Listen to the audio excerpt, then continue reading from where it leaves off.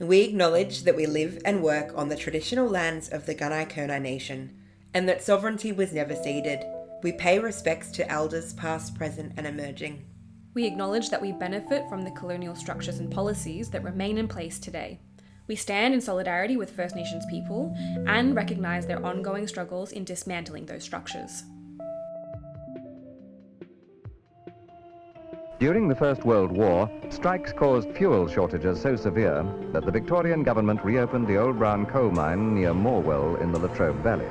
And the state government has outlined a long-term plan to ensure the Latrobe Valley remains viable as its economy moves away from coal-fired energy.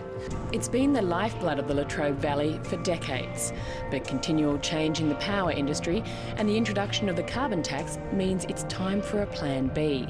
It's a month tomorrow since fire entered the Hazelwood coal mine in Victoria's east. Fire has been burning for weeks now, blanketing the township in a toxic smoke. The housing estates are literally just 50 metres away, so when the wind blows in the other direction, they take all of that in. The guillotine has finally come down on Australia's dirtiest power station, Hazelwood. It's caused jitters about electricity prices and raised questions about Australia's readiness for a low-carbon future. We're not going to achieve net zero in the cafes, dinner parties and wine bars of our inner cities. The Latrobe Valley's coal mines could be filled with water and made into a tourist attraction to rival Italy's Lake Como.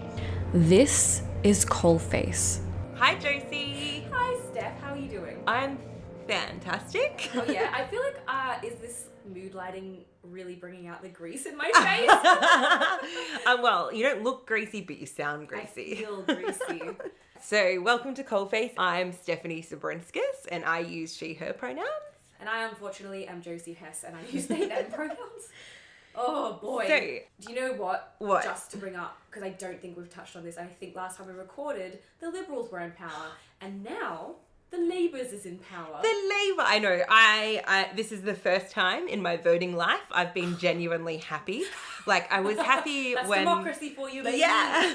I was happy when Julia Gillard got in because it was like a woman Prime Minister, and that's... And a redhead. And a redhead, yeah. Nice change. But this is just amazing. After 9 years of the Liberal government, we have Labour, and hopefully we'll see some climate action with the extra green seats. Wouldn't that be nice? Instead of, like, climate, not just inaction, but, like, destruction.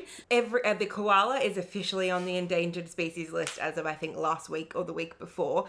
And yeah, it's fucked. Humans are fucked. Yay for that. But on the plus side, maybe that will be undone. I don't know. Maybe. Well, hopefully... We'll see. Hopefully it just won't get worse. Yeah, okay. That's all we can hope for. That's what makes us hopeful, is like not getting worse. Not getting worse, yeah. Speaking of not getting worse, what are we learning about this week? So this week we're going to be speaking with Hayley Sestokas, and we're going to be... Sestokas. She's smokus. I love her. What is that? Where's that from? That is a Lithuanian name. Who else is Lithuanian? It might be me. Yeah, so we will touch on the Lithuanian of it all. But yeah, so we're going to speak to Hayley about Flow, Friends of Latrobe Water, and some of the factors that will be affected if the plans for pit lakes to be made out of the mines will go ahead. Right, so just let me get this straight.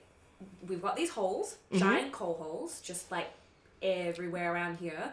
Currently, not signed off, not fully, but like they want to turn them into these lakes. Is that right? The proposition from the mine operators currently is to turn all 3 of the mines into pit lakes. Can I swim in them? You will probably be able to swim in them. So they're not like pits of acid. Well, hopefully not. Let's discuss. Yeah, so there is some pollution to discuss and those kinds of things as well. But that is the proposition of the moment. It's not signed off on. For Hazelwood Mine, it does need to be filled with probably water. Probably water, not poo or mud. No. So there is, the walls of the mine need to be... right, like Rhonda taught us about. Yeah. Stabilised. Right. That's the word I was looking for. Yeah. So they need to be stabilised, and the best way to do that is with water. Okay. But they're suggesting the proposition is for all 3 of those lakes. So many lakes. And so much water. Okay. So where is that going to come from? Right, and that's what our friends at Flow are all about. That's what they're all about. There's someone thinking about it, because honestly I was like, yay, a pond. Yeah, so exactly. So we do have to think about the effects for the water table. So that is what we're going to be talking about. But I thought before we paddled into this episode... You're only going to do do wet stuff? Maybe. Or only wet all the time. You know, I love a good pool. For the bit that I scripted, then yeah. So before we paddle into this episode, I thought that it's episode 4. We should dip our toes in for a little temperature check with our audience. Oh, that is stunning. Well, thank you. Well done. So I thought we'd check in. So we've done 4 episodes to kind of know what we're about here, making Coalface. What do you think? We'd love to know. So maybe if you could give us a rating or a review on whatever podcast platform you listen on, that would be amazing. If you hate something, tell us you hate it, because we'll fight you on the internet. Absolutely. Love a good internet fight. If you love it, please, validate us. We're like hungry validation gremlins. So, yeah. And, you can even email us if you're so inclined at coalfacepodcast@gmail.com. This is so good. Yeah. That's so professional. Well, thank you. Well done. And yeah, my intro has been thrown off by our pre-intro. Oh no, I'm so sorry. Let's go. I was going to say, as you may have guessed by my saturation of tepid water puns, and we're going to be talking water with the incredible Hayley Sestokas. So let's have Hayley introduce herself. Please play clip 1. My name's Hayley Sestokas. I am chairperson of the community group Friends of Latrobe Water, or FLOW, and I'm also the Latrobe Valley community organiser for Environment Victoria. Something fun about myself is I am a trained chef and also a mushroom farmer. So I've got to quickly do a little plug for Hayley's family business. Her family run the Flooding Creek Fungi, which is an urban mushroom farm. How cool is that? That is so cool. I was just thinking her interesting fact is mushroom and chef. Do you think she's just making constantly at home the best mushroomy meals? Definitely. As someone who follows her Insta, I can definitely say I've seen some content. Amazing mushroom food. They grow really cool mushrooms, and I've actually been to visit the farm before. No way. It has had a facelift since then, and they've expanded a little bit. But yeah, they sell their mushrooms at all the local markets, and they sell them to gourmet restaurants. And yeah, oh God, I'm always really so cool. fascinated when people have real lives. Yeah, real lives. Jobs. Yeah. Amazing. So that is very cool. I was reconnected with Hayley a few years ago from an activist friend of ours, but our families have known each other for years because we're both Lithuanian. So is there a lot of Lithuanians in the valley? Well, there kind of is, because as part of the Displaced Persons program, you could choose to go, I think there was 2 options given for Lithuanians. One was come and work in the mines in Latrobe Valley, and the other was to work on cane farms, sugarcane farms in Queensland. There might have been a third, but those are the ones that come to mind because that was the options that my family were given. So quite a few Lithuanians came to live in the Latrobe Valley. In fact, the street that my dad grew up on, Monty Crescent, that used to be full of Lithuanian families. Oh, so yeah. That's so cute. It is, isn't it? I asked about Hayley's personal connection to the valley. So if you'd like to play clip 2, she was going to tell us about her grandpa. My grandfather arrived in Yulon North in 1947. He was a displaced person coming from Lithuania after World War II, and he came on the first boatload of people as part of the DP scheme to fill the need for labour in growing industry here. So he started his first few years on a shovel in the Yulon coal mine, and then after his time being indentured there, he worked as a loco driver until he retired in 1990. Pretty familiar story. You might want to say that migrants helped build the Latrobe Valley. You might want to. You might want to. Every time I hear indentured, though, that doesn't sound great. Indentured servant. I Well, know. it's not. And when you think about all of the lack of workplace health and safety regulations that would have been in place when your grandpa worked in the mines and when mine did and when Hayley's did, my grandpa was deaf. He went deaf from not having proper hearing protection. Oh, no. And so many people died working in the mines. And yeah, so indentured, I feel is the right word. Yeah. What is it? Is it I don't know what that means. I just sound it's always connected with servant. Yeah, I think of indentured servant. I think it means that... beholden to? Yeah, beholden to...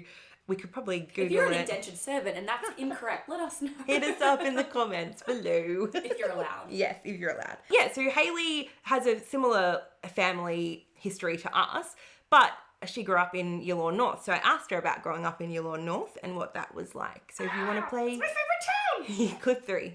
I grew up in Yulon North. My dad grew up there as well, so 3rd generation growing up in Yulon North, on the edge of the Yulon power station and the Yulon coal mine. I went to Yallourn North Primary School, and our logo on our school uniform is actually a power station. And I kind of look back at that now and I think it was a little bit Simpsons, you know, to have that as our logo. And that's still the logo today. What do you think about that? Oh my God. Are we Springfield? Is the Latrobe Valley Springfield? We have to put one of those up on Instagram. I want to see what that looks like. Yeah, We said this before, where it's like those stacks and Homer Simpson stacks. Same thing. They are totally like, the same. That is the symbol of power. It is, and I just think that's school. Come on. I'm like, my school logo, I don't know if you remember what yours was, but because they still have the same logo today as when I went to school, but it's like a circle with a cross on top because I went to a Catholic primary school. But then in the bubble, it's just like kids playing in the playground and kicking a ball and playing jump rope and stuff. So I don't know, that's kind of what I thought a logo should look like. But having the coal stacks or the steam stacks is pretty wild. For this. Like, let's get on that shit. Yeah. I think my primary school was like, I went to Commercial Road, which was in a super old something or other house, like probably schoolhouse, to be honest. Yeah. Like the old, like the heydays of Morwell. But I'm pretty sure its logo was a picture of itself. How up itself is that? It wasn't, I think it wasn't that a makes good sense. school, but like, no offense. But it was like a logo of itself. Was Yeah, weird. Yeah. I don't know who designed school logos. I feel like we're offending some art teacher right now. Maybe. It's just like, I did that. I'm pretty sure it would have been like the parish community at my primary school. Yeah. But yeah, I just thought I'd get your hot take on that. I have to see it. Like, Yeah, have to we'll put it on Instagram for sure. If you would play the continuation clip of Growing Up in Yallourn North, please. Well, we used to have our school fetes, and I have vivid memories of the double-decker bus arriving, and me and my little sister in particular. I've been looking at this photo recently of us sitting on the double-decker bus riding down to the brown coal mine on this tour, and they were like these trips to sort of show it off and show us about brown coal generation. But I think it was just so much a part of growing up. Like, we used to ride down the old road. It's this little pocket that sort of runs alongside the Latrobe River and the Yallourn Power Station. And me and my siblings used to ride our bikes down there, and we would get all the way to the end. And at the end, it's a big dead end, and it looks out over Yallourn Power Station. And we kind of always had this sort of foreboding, like Mordor feel as we would look out over it. So I think, even though climate change and like climate impacts, they weren't something that we were talking about back then. They weren't in my field of understanding that like this was a problem. Coal was just what people had always done. It was always there. I also have memories of like, you know, laying in bed at night and thinking, oh, what's that noise? And it wasn't so much that there was noise, it was actually the fact that the power station had been turned off. So it was the not having the humming there that I could notice. It's just this enormous thing that's always been there. And I suppose that's why it's really hard for folks that live in the Latrobe Valley to imagine what it's like for them to not be there, you know, as they're closing down and we're talking about rehabilitation, because they're just so massive. I want to drink those stories up. Yeah. That's like, okay, I have fully shivers of the concept of Mordor. I remember when that movie came out and there was, I think I read it before, but I didn't see the visual of it, but it looks like fucking Mordor. It really does. Like, if you go and you have a look, and there's like, you know, if it was like an independent movie, it would have like a drone sound underneath it where it's kind of like, it's like emanating some kind of weird energy at you. I don't know. Come on. It is. It's a great story. I loved everything that Hayley was talking about growing up. Now, I just realised I've come into this with some assumed knowledge. Ooh. For people who do not know, Yallourn North is the town that was next to Yallourn, the town that no longer exists. And it literally sits over the mine. So that is why it features so highly in the Yallourn North Primary School's logo, and they have the Brown Coal Museum there. And yeah, they have fetes and excursions, as Hayley just said, too. To drive to Yallourn from here too, like you go across and through past the power station, and then you're basically following the perimeter of the hole. So yeah. Like, the town has kind of got that fence where you can't get any closer because it's a fucking cliff. It is. It's wild. We've driven along there and done some filming, and it's lots of fun. Now, I wanted to touch on what Hayley was saying about the sound. I believe Wendy mentioned that in her interview as well. I'm not sure it made the cut into the episode, but do you hear sounds of the power station? Yes. So the most uncommon is something when it sounds like something's wrong, and it doesn't sound like an explosion, but it's I think it's gas or it's steam. It's like steam. It's like a sorry, I spat everywhere, but it is, like, yeah, you definitely hear that. Yeah. And then I do think that there's kind of like it's not a crunching, it's like a low level, like, grumbling or something. And it's like, but you kind of get so used to it that, yeah, I think that's really powerful to think, like, it's weirder when it's not there. I had this realization when I was doing this cut that there's a sound that I've always been able to hear at my house and, like, where I grew up, which is nearby where I live at the moment. And I thought it was the highway, but it's not the highway. It's the power station. I thought all night it was just, like, cars going past, but it's a constant kind of low grade. Yeah, like a grumbly sound. Yeah. So I assume that's like because they have the giant water thingies and like this. It's just the steam making sound. Like, what is that? If you're a power station, let us know in the comments below. So I'm going to lead us into the next clip now. So Hayley expressed that her teenage years were similar to ours in that she shared our penchant for boredom and mischief. So we've got a couple of clips about that. I wanted to add that Hayley and I went to the same high school, Luana Secondary College. I know, right? But she's a little bit older than me, and I was friends with her brother, which is just a fun shout out to that random guy. fact. So after high school, Hayley lived and worked as a chef around Gippsland until she was 23. And then, what do you think she did? Did she get the fuck out? She got the fuck out. Yeah, she went traveling around the world and had heaps of cool experiences doing that. And then she's moved back like us. So really similar Was it mushrooms everywhere? Like around the world? I don't know that she was that into mushrooms back then. I didn't ask. But yeah, the family business is only open in the last couple of years. But yeah, so I asked Hayley about how she felt when she moved back. And she mentioned a couple of terms that I hadn't heard in a hot minute, but I'm sure you're going to be familiar with. So if you want to play those clips for us, please, Josie. I can actually resonate with a lot of the things that you guys have talked about when you also talked in the first podcast about just kind of like being bored, not having much to do. So what do? You go and you drink and you get into trouble, right? Like that was my experience here too. And I also felt a lot of shame. Like I went to school in Moe, and Moe like had a bad rap, like teenage mums and moccasins, outside of here. And that's pretty unfair considering the sacrifices this community has made for our health, for our landscape, for the rest of the state to be powered and live in prosperity. I see you got something there, Josie. Oh, yeah. Okay, so Moe moccasins. Yeah. I haven't heard that in so long. I would love to know if anyone knows like the history of that term. I obviously know it's like a criticism because like again, this is my teenage thought process. This is absolutely not what I think now, but I resonate a lot with what she said about shame. I'm from Morwell, and we honestly would position ourselves somehow as better than Moe. There was a thought process of like, well, at least we're not moccasins Moe, even though we all also wear moccasins. Yeah, I know. It's bananas why we felt the need to like one up, or there was that intertown in the valley competition. But yeah, I resonate so strongly with the idea of shame and wanting to get away from this place because of everything it represents. Absolutely. And I did an interview recently, and as soon as I said that I was from Moe, the moccasins thing came up, and that was from like a 70-year-old guy. Oh my God. And I think the best I can put it together is that it's come from it's come from this like shame of single mums, because single mums in the 70s were moved to Moe, into commission housing there. And so that's where that whole thing's come from, like you're wearing your mockies to the supermarket. And so it's really just shitting on single mums. And as we can see from our latest ministerial candidate, nothing fucking wrong with single mums. Like, of course there wasn't anyway, but, the child of a single mum is currently the Prime Minister of our country, which is wild. So shut the fuck up, everyone. About moccasins. Shut up. I also feel like it's obviously hugely classist, but it's interesting in the last 20 years, the casualization of outfits. Like everyone now wears like athleisure, and it's almost like a status symbol to wear that kind of comfort clothes. So really, single mums in Moe ahead of the curve. Exactly. And also, like, Ugg boots are fucking expensive. Moccasins are fucking expensive. So if you're really being classist, pick a cheaper slipper. Yeah. Come on. But yeah, I really, really feel... And it's so, I mean, I bet like every one of us, like, or so many people down here have that sense. And it's like, it's ridiculous.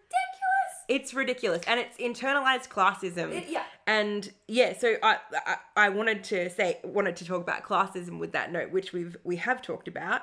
And also, like, the moving away and realizing how unfair the stereotypes is.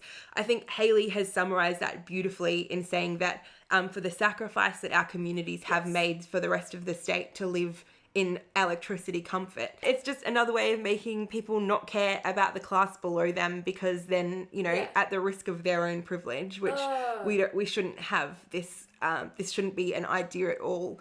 There should be enough for everyone without there having to be like... There could be. Yeah, there could be. Yeah, exactly right. And another term that I hadn't heard in a while was Valley Girl. So I remember that being like a big insult as well. And then for a little bit, I tried to reclaim it. Absolutely. That shop, it opened. It was like Valley Girl, the shop with like cheap clothes. Yeah. And you're like, is this hilariously like ironic? I think it still exists somewhere. Like it does. In Chatsworth, there was that like fucking whatever gardens, like that like outer suburbs. Fountain Lakes. No, that's from Kath and Kim. But essentially the real one. Fountain Gate was the real one. Yeah, and that still exists. I just finished watching Kath and Kim. It's so good. So good. So let's hear Hayley's take on Valley Girls. I think for a long time I tried to escape the idea of like being a Valley Girl. You know, and it took going away from this place and getting involved in, you know, fighting dangerous fossil fuel expansions and projects in other parts of the country to really tap into and connect like what it was to be here. And I have, you know, worked with communities and First Nations people, to try and stop these dangerous projects elsewhere.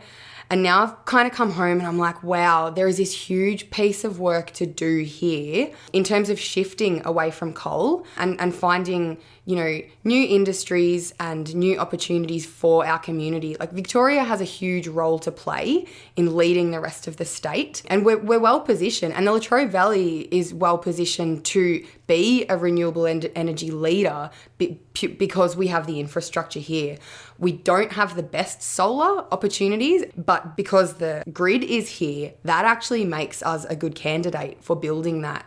And so when we're talking about, you know, folks not having jobs or needing opportunities, there is actually massive opportunities here. Another opportunity that we have in terms of building new industries and building on the skills and the expertise that we already have is in rehabilitation of the mines. I love how Hayley is extremely passionate in every way that she talks. Like, she'll be saying an anecdote and end it in some really uplifting political commentary. And as you may have garnered from those previous clips, Hayley has been involved in activism for quite some time before returning to the Valley. I asked Hayley how she got involved in activism. So I was working as a chef in the Sunshine Coast, and one day on the Triple J News, a blast came out that Greg Hunt, the then Federal Environment Minister, had approved the dredging of the Great Barrier Reef to expand the Abbott Point export coal terminal. And then the dredge material from there was going to actually be dumped back on the reef. And I think that for me, that was really that moment when I realised that our government, and in particular our federal government, weren't just not taking action on climate, but they were actually doing everything in their power to thwart it and advance more fossil fuel projects despite all the evidence saying that we actually needed to slow them down. And to this day, our federal government is still approving more fossil fuel projects, more expansions, and committing ecological vandalism, essentially, to make a profit. So Hayley's got really great commentary about how our government is propping up a dying industry. So let's just play that clip now. Fossil fuel subsidies, we're propping up a dying industry. And instead of propping up a dying industry, we actually need to be investing in supporting workers to move to new renewable industries. And not just renewable energy, there's other things we need to be investing in. We need to be investing in health, education, manufacturing, all these kinds of things. But our leadership currently is so short-sighted at a time when we desperately need leadership. Just a quick note, this interview took place before the 2022 federal election. as we've discussed. So it's like we've moved forward in time. I know. Time travel. We literally have. So yeah, hopefully we see some changes with this new government, though I'm not expecting miracles. It's really just small changes, like maybe don't dredge the reef. Right? I don't know if yeah. you noticed, it's already happened. Like, a thing and it's like dying and like maybe don't. And on that reef note, I wanted to take you on a little trip down memory lane, Josie. That's my favourite place. I know. So, do you remember being in primary school in the 90s? Of course, yes. Yeah. Because I was in primary school in the 90s. Right? And do you remember all of those amazing like TV shows that we had? Like Captain Planet was one of them. Do you remember like the A Little Bit of Litter Goes a Long, Long Way song and all those things? It's why I can't recycle, isn't it? Maybe, yeah. Oh my god. But I do remember Captain Planet, for sure. And like, what do you remember about the Great Barrier Reef from primary school? I don't know. I feel like we definitely would have done a project on it at some point and been like, but I don't know if we were looking at it that it was dying. I think it was more like, it's awesome. Well, yeah, that's it. So I in the 90s growing up, I remember being told how incredible the Great Barrier Reef was, that is one of the seventh wonders of the world and all this amazing stuff. And we had all of these TV shows and pop culture that was telling us like to do the right thing. Ocean Girl, yeah. There was this real like push on ocean related things, and then they're wondering why, as adults, like millennials are all fucked off, that people are trying to dredge the barrier reef. Right. But where my mind goes is like, what psychologically happened to them where they're like, you know what, I hate the reef. Why? Money. Yeah, but you can get money from tourism from going to the reef. But you can't get as much money from tourism as you can get from dredging feel it. Feel free to fact check that. But like, tourism's forever, and mining is like a momentary boom. So like, is it economically better? Like, isn't tourism? I mean, I play a lot of Civ, and tourism's like ranked higher than mining in terms of like economy boosting things. Just feels like they hate fish or something. What it makes me think is, like you're saying, it is a boom. It's a lot of money quickly. And for whoever the mine operator is, then, you know, you're an instant billionaire from doing a project like that. Thing where you're like, just me and my life, and I guess fuck everyone else. I think so, because in my mind, tourism helps more people. For sure. Than the one kind. Exactly. But again, like, why so selfish? I don't know. Someone needs to slap I just love that Hayley's call to action story involves the Great Barrier Reef. And I remember around that time being outraged as well. And I'm still outraged by what we're doing to the reef. And, you know, all of these other important landmarks that we have, or sacred sites and everything. It's terrible. Out of curiosity, while we're talking about the 90s, which Spice Girl were you? Okay, none. My hello little sister. My sister was obsessed. Yeah. At a Spice Girls party. I went as Jonathan Davis from Korn.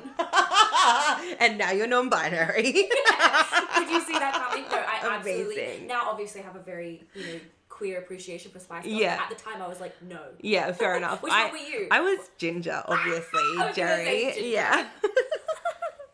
And now I have red hair, and I think that's like happened to a lot of people from our age. It's like a millennial curse. It really is. If you were Jerry, then you definitely have dyed red hair. You have those two little pigtails still. All right, so we've learned a lot about Hayley's history and some of her connection to the mining industry with the grandparents, and some of her activism, and some really cool anecdotes about growing up in Yallourn North. So now Hayley is going to tell us about Friends of Latrobe Water. At the end of 2019, I moved home to Gippsland after quite some years away. And I met with a few other folks in the region who were sort of working, you know, in the coal space, the climate space, and work around the valley. And what we identified, that there was just this huge gap in terms of having a community voice and representation on mine rehab. There's just this gargantuan problem of what we do with these 3 mine voids. So we formed our group Friends of Latrobe Water, and our focus is on mine rehabilitation and the use of water in mine rehabilitation, and the impacts that the coal-fired power industry is having on our waterways, and potentially will continue to have through the process of mine rehab. Mine void.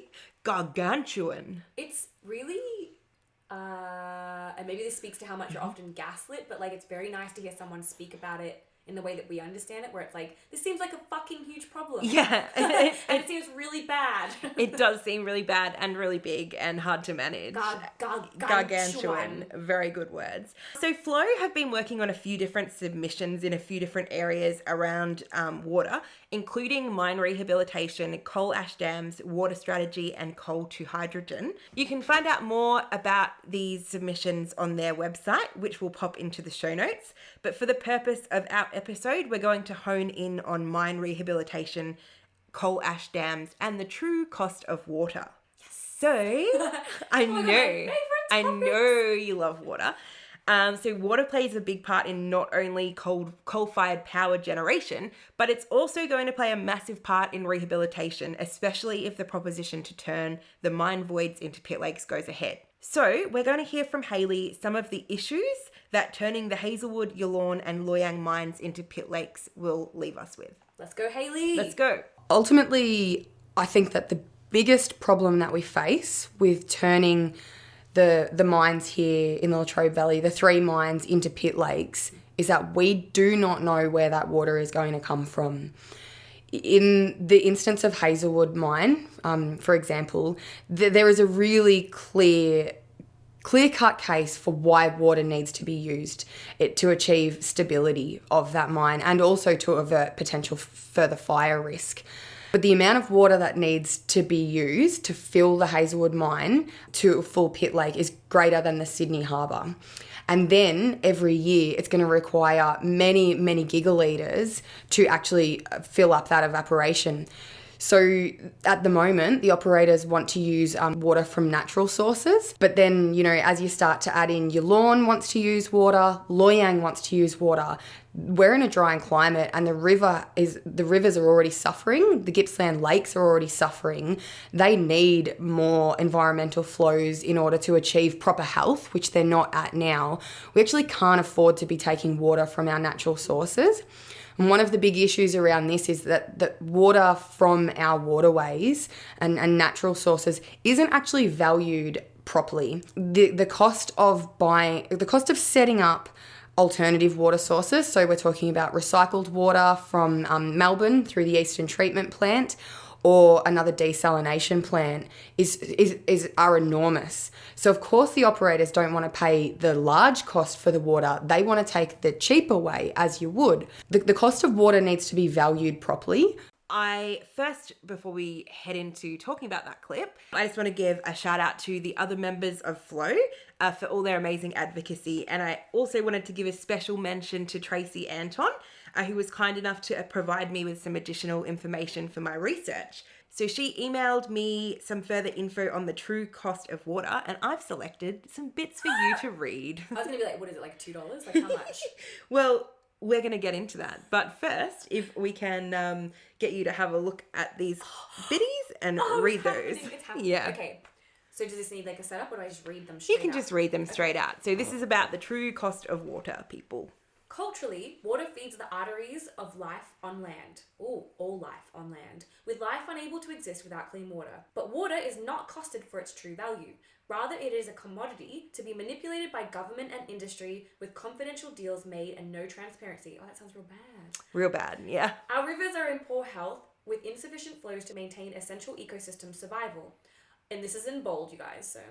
Approximately 100 billion litres of water is removed from our Gippsland water storages to service Latrobe Valley coal power generation. Oh, that's too much. That is so much. And as you said, it's like really kind of a Mad Max universe. It's perceived as free, right? Like it's like air. I feel like, well, as we've discussed, not actually free. But don't you feel like, I don't know about you, but I remember going like Melbourne show and my parents being like, I will not pay for water. I will not pay for water. Water should be free. We'll bring our water from home. Like there's just this idea that it's free and just running and it's lush. You know that river that goes when you drive to Lake's entrance and it's like, I don't know what, we can look up what river that is, but like over my lifetime, that went from like a river to nothing. It's just rocks. Well, that is part of the Gippsland Lake system, I'm pretty sure. So the Morwell River system feeds into that because it goes all the way out. Well, it's dry as fuck. It is, yeah. And like we had the millennial drought where everything was quite dry and we witnessed that firsthand. That sounds like when I don't get sex. Yeah, the millennial drought. Oh my God, it totally Which never could happens, be. so it's fine. Yeah. But yeah, to expand on the passages that I just had you read, water is really bloody important and we can't survive without it. There's a pervasive idea that coal-fired power generation is cheap. And it wouldn't be considered cheap if we considered the cost to the environment and if water was valued correctly. When the state owned the power industry, water entitlements, which is the amount of water that is given to the power industry and the cost that it's given to them at, was subsidized at a very cheap rate. And it wasn't changed when the industry was privatized. So they're getting like historic water prices for operating. Like rent control, but water. Yes, for their water. So water advocates claim that the state charges coal miners 0.5 cent per kilolitre of water. How fucked is that? So 1 kilolitre of water is 1,000 litres. And I'm supposed to drink 2 litres a day. Is that correct? You're supposed to drink 7 glasses a day, I think. I don't know how many that thirsty. is. Yeah, I'm thirsty too. But yeah, so that's so much water. It is a lot of water for 0.5 cent. So now I've got to add... Tax the rich. Water should cost more. It should cost them more, yes. Yeah. So I've got to add that there isn't transparency on this figure, but it hasn't been denied. So their water advocates estimate that that's what's being paid and it hasn't been challenged as incorrect. So with no transparency, there's no accountability. To put that cost of water into perspective, this is really going to blow your mind, Josie. Gippsland Water charge households have a guess, how much do you reckon you pay a kilolitre for water? Oh my God, you're like, I've never looked at a water bill. I know. I feel like my water bill's like $70 or whatever it comes. Yeah. So I looked at my water bill and I'm getting charged $2.14 per kilolitre of water. More than the... So they're being paid 0.5 cent for water. Fuck? We are getting paid around $2.14. Yeah, we're people and and we do not use 100 billion litres of water. I mean, I do my best when I wash all my sheets all the time, but yeah, jeez. Yeah. Nowhere near that.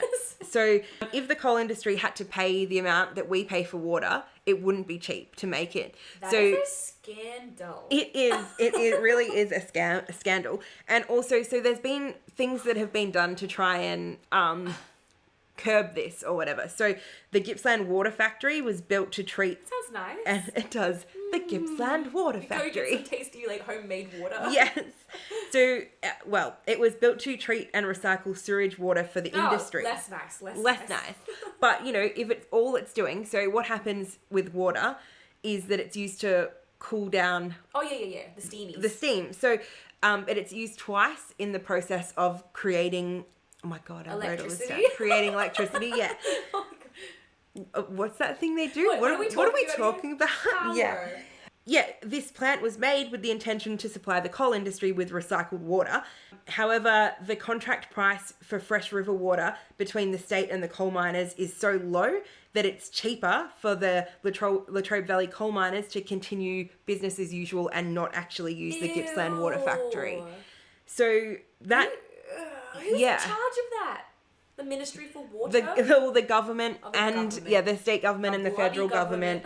And just that it's wild that you think about how much the cost of living have gone up since, what did we find out? 94 was when the SEC closed down. Yeah. So that's when privatisation happened. Like a thing. Cost of living have gone up so much since then for all people, but for the coal industry to still be being paid this rate. Yeah, and then they get to make the argument that it's a cheap form of power. Yeah, no shit, it's subsidized to crazy shit. Exactly. It's wild. Yeah, any other questions on the water thing while we're here? The true cost of water. I guess, like, more a comment on just, like, it's so overtly corrupt. It is. How come it's not more widely known? I guess there's no reason for people to know. Yeah, I suppose so. And I think everything with rehabilitation and with the coal industry and with any kind of environmental destruction or pollution or anything, when there isn't transparency, something's going on. It's corrupt. There's fire, right? Exactly. Yeah. So I think we need to know what the rates of water are without a doubt for the coal industry. And people just need to be informed. I'm guessing this is where this is heading. But without a true cost of water, how can they calculate the cost of filling those fucking lakes? They can't. And that's the question as well. So the coal-fired power station operators, they want to use their subsidized water to fill those pit lakes too, which is going to be way cheaper. And if you think about the environmental devastation that is going to happen if our waterways are destroyed, it's like it's dead animals, it's dead plants. It's like we do not like it all. So let's learn a little bit about the Morwell River system and the effects that turning all 3 mines into pit lakes will have on the Morwell River system. So in order to fix the problems that we've created by digging these enormous holes, we're actually going to be creating other problems to fix them. So we're kind of in this conundrum, and we have to really balance out what are the impacts with fixing it. For example, what are the impacts to the water that we're going to be taking? So I guess one of the things that could happen, and this is what's being proposed by ONGI at the moment, once the Hazelwood pit is filled, they will divert the Morwell River to run into the Hazelwood mine to fill up the evaporation. And then it would have a flow out to allow water to escape. But then your lawn actually has that river also running through their pit. The Morwell River diversion at the moment, which failed last year and has had many iterations of repair, is actually built on dispersive soil. So the idea of having 2 separate pit lakes that hold a river in place isn't going to work in the long term. And the community needs to know that ultimately the Morwell River will not end up as a major tributary to the Latrobe River and the Gippsland Lakes. So we will lose one of our major rivers, which is feeding fresh water in for the health of the river system. You know, the normal reaction to losing a major river would be like, we don't want that to happen. But at the moment, we're trying to understand if actually that's the worst outcome, or if that didn't feed into the Hazelwood mine, what is the impact of having a massive pool of stagnant water that doesn't have an in and out flow? So that's really been a lot of our group's work, is trying to understand what are the implications of all these different options. Let's thoroughly assess all of them, put them out on the table, explain them comprehensively to the community with the limitations about what's actually feasibly possible.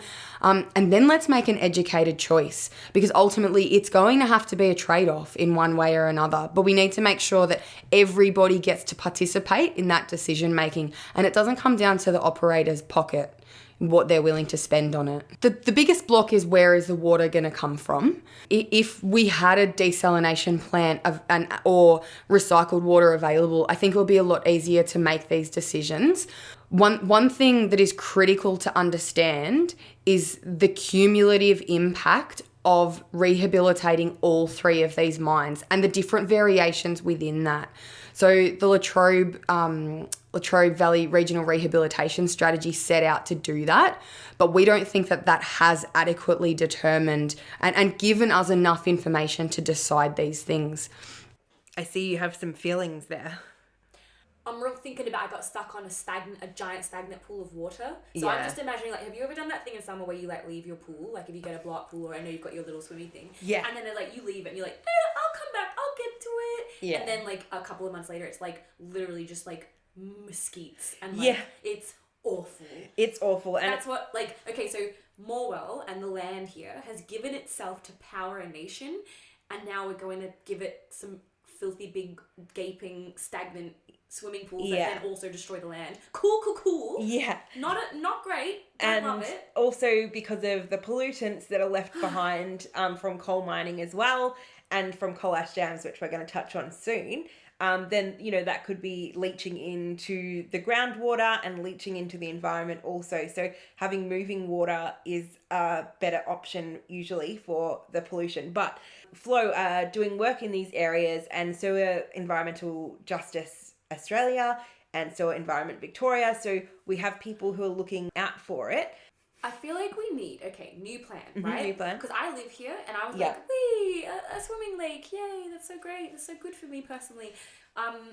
Megaphone cars driving around. Or, you know that scene in Clockwork Orange where he's got like the eyes taped open? We just get a really big cinema everyone from the valley has to go. It's compulsory, just like voting. Yeah. And you have to listen. Yeah, I Just think... be like, hey, do you want your rivers destroyed?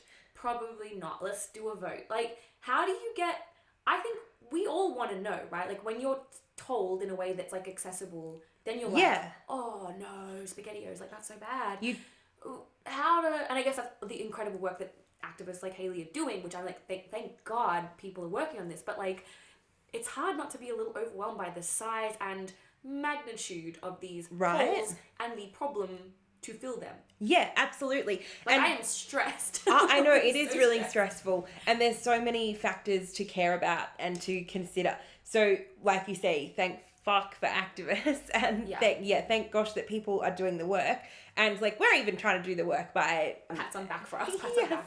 To make this podcast. And hopefully it's being made in an accessible way that makes people understand. I'm stressed about these holes. Yeah. But... really bummed out. Yeah, it's really depressing. And the fact that, you know, it's a catch-22, it seems. So we either lose this river system or we have like a large... stinkhole. Exactly. But thankfully there are things happening, there's surveys happening that are going to study these factors. We've touched on legacy issues before. So the legacy issues can include pollution. So these are issues that we inherit from previous decisions. Is that what that is? That is correct, yeah. I chimed in well done, yes.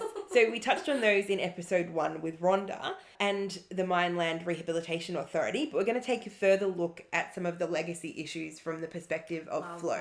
So one of the legacies of coal-fired power generation here in the Latrobe Valley is the pollution that we've been left with. And so that shows itself in a number of ways. One of the ways is the coal ash dams that are now at each of the 3 mines in the Latrobe Valley. And a lot of these coal ash dams were created before there was great regulations, and there still isn't world best practice regulations to keep us safe from the toxic elements inside these coal ash dams. In some instances, these coal ash dams are actually leaching into our waterways, into our surface water and into our groundwater. So we really need to clean them up. If we don't clean them up, they're going to be left to be a problem, you know, in 70 to 100 years. They actually increase in toxicity. But the thing that we're really saying is there's actually opportunities for job creation in this. Coal ash can actually be reused. We need to make sure that it's actually safe for reuse. There's a couple of industries now here that are wanting, like the Latrobe Magnesium wants to turn it into magnesium. It can be turned into cementatious products like concrete. It needs to be proven that those things are safe before we introduce more industries into the Latrobe Valley. But if that is the case, then we could actually be creating jobs and we could be creating products. But we also could be establishing skills and building on the skills that we already have here to create jobs for workers and be experts in mine rehabilitation. So we've got these enormous problems here, but we're actually in some ways leading the world in thinking about how we're going to deal with this. We're ahead of a lot of other mines in terms of cleaning them up, and we could really be doing an amazing job and be creating the technical expertise that we can be sharing with other people around the country and around the world. To understand that clip properly, first we're going to have a little look at what is coal ash. I was gonna say, that sounds gross and bad, but I don't know what it is. You know when you cook potatoes on a fire and it gets that fucked stuff? Is it that? I love eating that stuff. But you're not supposed to eat it? Well, that technically is potato ash. Because I see my mistake now. Yeah, when you burn coal, it creates coal ash as a waste that's produced after the coal is burned. Right now, what? That coal isn't ash. I guess I always thought that coal was kind of like uncooked we ash. already learned what coal was. It's like yeah, there was like petrified wood and stuff. But it's also like kind of similar to briquettes. It is. Ash, it right? looks the same. The color in my brain, it's part of the same food category of like grey coal thingies. I guess I can't argue with that. Like, thank you. They're both black or brown. And you can do charcoal paintings with them. I'm now realizing charcoal also different. Yeah, well, it kind of is, but isn't. But yeah, it's not. I don't want to get us off track. What is coal ash? So it's a waste produced after coal is burnt, and it contains fine particle pollution. By fine particle pollution, what I mean is not big No, Small. it's very small. So some of the contaminants that are in coal ash include mercury, lead, and arsenic. Now, there's other things like, I think silicone was something that I read that was in it, and other fine particles. And what happens is that the coal ash is taken from the power station, and it is stored in the Latrobe Valley instance anyway, it's stored in dams, and water is added to it to stop it from like floating away. So basically it creates a slurry, a coaly slurry. Wait, so power stations, it's doing its thing. This is the byproduct of it. Is Yeah. someone physically taking it, or is it like a pipe or something? I don't know I the imagine it's a answer to pipe. that. I think it's a pipe or a conveyor belt. Hello, Coalface listeners. This is Steph from the future past. The future from when we recorded the episode, and the past from when you're listening to it. Ooh, that's a bit spooky. So, when I said the coal ash is taken from the power station, it wasn't abducted by aliens or anything. So what I should have actually said was, the coal ash from the power station is mixed with water, which forms a slurry that is piped to landfill sites near the power station and away from public view. The ash slurry then needs to be drained and dried out to either move to other landfill sites or expand the existing ash pits. If the pits aren't designed properly, then the ash water leaches out and can seep into groundwater and waterways, which is what is happening now in all 3 pits across the Latrobe Valley. Okay, so clarification editor Steph over and out. Now back to the rest of the episode. So the EPA is responsible for some of the regulations that are put forward about the safe management of coal ash dams. But the coal ash dams in the Latrobe Valley were created before there was a best practice. Oh, good. And even now that there is a best practice for Australia and for the world, they are not meeting up to those standards. I mean, of course. Why would they? No. That doesn't seem like the type of thing we would do around here. Exactly. There is a massive problem regarding the regulation. Am I drinking that coal ash? Like, should I not drink tap water? Well, it's leaching into the groundwater. Leaching? Yes, Slurry? in some places. Steph. But like Hayley said, it's going to be a problem in 70 to 100 years. I don't actually know how old the coal ash dams that we have are, but our power stations have been around for some time. So I'm guessing there is historic coal ash dams. I don't know if it's all going into the same thing. Ew. But basically, our regulation needs to be better in a nutshell. Then applied retroactively to the old dams. Right. I think that's so the thing, right? That's a rough position. How the fuck do you do that? This is the legacy coming into it. Oh, Jesus. So the guidelines for managing coal ash are under landfill. So landfill, as you probably know, is like our trash. So how we deal with trash is not the same as how we deal with coal slurry. Like, you can't... They're different words. Right? They are different words. But also, like, imagine if... when you've been cooking on the stove or whatever, and you've got some like real oily water, and you tip it down the drain. Well, you shouldn't. I'm joking. I only you're like I know how to deal with oily things, but anyway, I can't just pour it in my bin because that creates like a real messy problem to deal with later. But I can just put rubbish in my bin and take it out. Anyway, they shouldn't be the same. It's not the same thing. This gross slurry. Yeah. And the trash. Different trash. Totally different material, and they need to be handled differently. So the legislation needs to change around that. And so there's the risk, as we've touched on, of heavy metal and fine particle pollution leaching into the groundwater if it's not managed properly. And this is another area where there isn't any transparency in the management for coal ash dams. That's good news, isn't it? It's got to be positive if they won't tell you about it. Oh my God. So no accountability. So Flow and Environmental Justice Victoria have released a report called When the Ash Settles, Cleaning Up Latrobe Valley's Toxic Coal Ash. Oh, congratulations whoever came up with that title. Great title. Can we steal it for our episode? Probably not. But we'll link to that in the show notes if you want to read more. Now, they have done a super good job at making like the heavy language version and the light language version. So they swear way less in one. Yeah. But like they've made an accessible format document so you can easily understand everything there. And none of the coal, I think I touched on this already, but just in case, none of the coal ash dams in Latrobe Valley have been built for best practice because they were built before regulation. Once again, a fucking fistful of problems. Oh. There goes my, I won't swear this episode. You were doing really good up I think maybe I counted a few. So now we're going to go into another clip. So Hayley's going to tell us some attitudes in the Latrobe Valley about rehabilitation. When we think about rehabilitating the Hazelwood mine, lots of people want an amenity. They want a place that they can use. But I think, some of these sites have quite a high pollution load from, generations of coal-fired power pollution, coal ash pollution. If these areas couldn't be a public amenity, or areas of them couldn't be, what I hear is that people would be pretty happy with it also being used for power generation. If we could continue to provide power from these spaces, that would be all right too.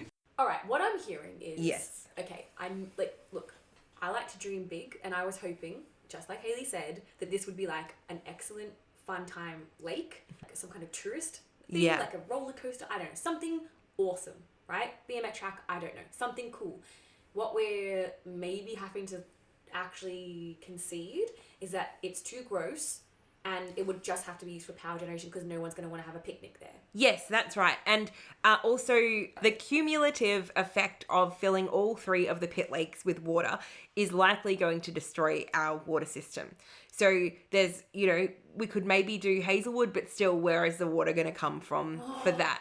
So that's the big problem. And so I don't think, like, at the moment, what's on the table is the pit lakes, but I don't see that happening with all of these other factors. Yeah, I mean, it does feel like, just like from a local sort of like being educated about this a little bit more, I thought that was definitely what was happening. Well, and they kind of presented it like, yes, or at least that's how the bits that got through to me were communicated. Yes, and I agree. I think that is how it's being communicated, because at the moment, that is what the operators are willing to pay for. Right. And also, I don't think that there's been a good other viable solution. Do you think it's also that it's like hopeful, like in terms of placating people down here as we essentially lose one of our primary industries, and there's not a lot of like planning to fix that the idea that, hey, yeah, you aren't that anymore, but hey, you're going to get a lake in 100 years. I think that is hopeful too. But yeah, I still feel really good that the Mineland Rehabilitation Authority are going to look into these other factors, but they've only got so much money to work with, and that's something we don't know how much that's going to cost. And what will change over time given the government shifting. I guess I just want to know, like, how long is it going to take to figure out? It just feels like we need to kind of act on this kind of now. It does, and you're like, it seems like a lot of research left. It is. So, but yeah, there are talks happening every so often about these things. But yeah, so that these are things, and the community is being asked about them. So that is very good. That is very good. Yeah. I'm getting all hot. So what are you going to talk about next? So we're going to talk about pride in power generation. There was, and there still is, a lot of pride in the fact that we have provided power for our community and for the state, and I feel that that's okay, and we can have that pride. But I also think that as a community, we really need to start looking beyond what we have been and towards the future and what we can be and what we can build here. So I thought that was a really beautiful sentiment. And as we've been asking all of our participants in each episode, I asked what a just and fair transition looked like to Hayley. Transition to me is really about including all of the aspects. So it's not just job for job, like for like. It's actually including the economic, the environmental, and the social aspects of transition. A just transition really to me means focusing on those who are have been most impacted in our communities, and not leaving anyone behind, trying to find solutions in a really holistic way to move through this what is essentially an energy transition in our community to something that's a lot better and actually provides for people who have been left behind along the way. I really like to hear what people say about a just transition. Hayley also shared some information that I did not know before, that she has learnt from speaking to some Gunai-Kurnai people, which is what the Latrobe Valley was like before. One of the things that I've learned recently was a bit of an understanding from some Gunai-Kurnai people and stories and pictures and things of what actually was in the Latrobe Valley before the power stations were built. And they were great big wetlands and marshes with some of the tallest flowering gum trees in the world. This place was essentially the lungs of the earth, and the swamps were drained and then the coal was dug out. Yeah, and I think that, like, I try and just imagine that in when I'm thinking about beyond rehabilitation and what we can grow and create in this space, that this land wasn't always what we see now. It was something far more beautiful, and it's never going to be the same. I don't think humans can possibly recreate the biodiversity that was here, hundreds of thousands, millions of years that's been created. But we can try and heal this landscape. And I really believe that through healing the landscape, we can actually heal the people. How beautiful is that? And how sad is it to imagine what we have now versus something described as the lungs of the earth? And again, there's like Fern Tree Gully, animals of farthing wood. Yeah. Like, anytime I hear about the destruction, like, I know it's happening, but when it's like confronting, I'm just like, immediately I'm dead. I can't handle how evil we are. I know. I always think, because I live near a pine plantation, so they essentially grow pine trees for X amount of years and then cut them all down, then plant blue gums there, which grow pretty quickly, and then cut them all down. And just before they cut them all down, it's the most amazing place. There's like animals, and it's just really beautiful. And then the destruction is just so obvious. Yeah. And yeah, I think a lot about like earlier we were talking about like the sacrifice of the like current people here, I guess. And then it's like orders of magnitude worse, because it wasn't even a choice for that sacrifice, but just the sacrifice and the tragedy of what's happened. I mean, across the whole of Australia, but also here specifically on that land. Yeah. And the fact that it's like a fucking void is just so, I mean, it's borderline poetic, but it's so upsetting. I don't know what you do with that, but it's like, ugh. It is really, really, really depressing. But yeah, I didn't want to leave this episode on a sad note. So I think it's good to remember the scope of time, and that if something was different before, it's different now, and it will be different again. So let's like all try and do our best to make sure that we have the best outcome and we can have something beautiful and sustainable and not horrible. Not horrible. Yeah. Maybe I'm not as hopeful as you, but I'm definitely keen to go for not horrible. Yes, not horrible. Not horrible. That's the bar at the moment, people. So I asked Hayley about her hopes for the future of the Latrobe Valley. Oh, thank God. My hopes for the future of the valley is that we really embrace the move beyond coal, and we start to take stock of what it is that we have here. We have amazing, cultural diversity of all these people that have come and made this place what it is, the skills, our natural resources and our environment, and we create new energy, new ways of being in a way that we're living in harmony with this place.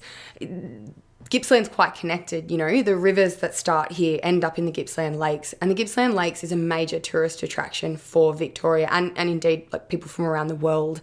If we could actually reimagine ourselves as a gateway to the lakes, we could be more than just some holes on the side of the highway.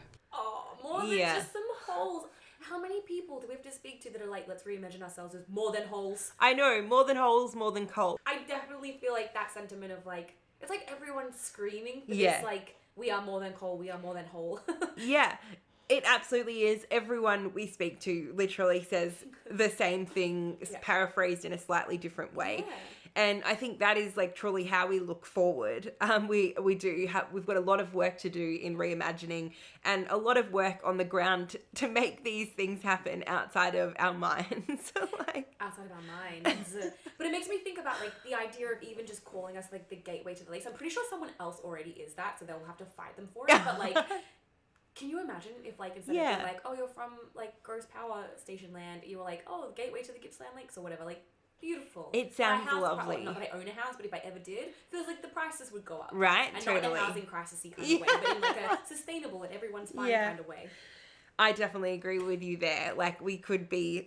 Let's. What could just make it happen? What could our listeners? How do you reimagine the Latrobe Valley? If you've got any hot takes, leave it in the comments. Tell us what's cool to tell your friends of where you come from. Yes.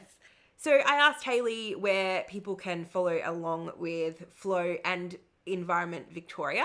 So this is how to do that. This is how to do that. They also have Facebook pages. So if you're on the old Facebook, you can go there. You can also go on Instagram, but here are their website. Yeah, so you can find Friends of Latrobe Water at flowlatrobe.org, and you can find Environment Victoria at environmentvictoria.org.au. So I've got to give a big thank you to Hayley Sestokas and Flo for being so generous with their time. You can find our resources in the show notes for this episode. The music for Coalface is by Anonymous 420 and Loyalty Freak Music. The series is written, edited, produced by Josie Steph and Stephanie Siblinskas. If you like what you heard, find us on Instagram at coalfacepod or send us an email to coalfacepodcast@gmail.com. Look out for the next episode of Coalface.